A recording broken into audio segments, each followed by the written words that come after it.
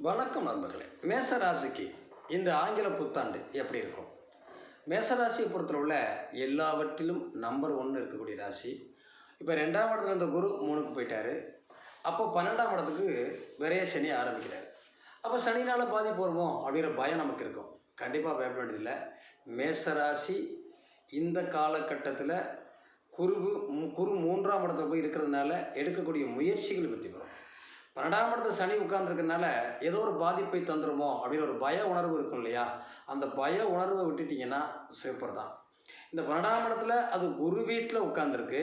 குரு 4ஆம் இடத்துல போய் உட்காந்துருக்காரு, அந்த வீட்டுக்கு 4ஆம் இடத்துல. அதனால் இந்த காலம் வேலை வாய்ப்புக்கு உத்தியோகத்துக்கு முயற்சி பண்ணுங்கள்.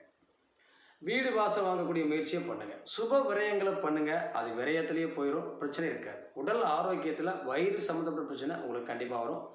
பார்த்துக்கோங்க. உடற்பயிற்சி ரொம்ப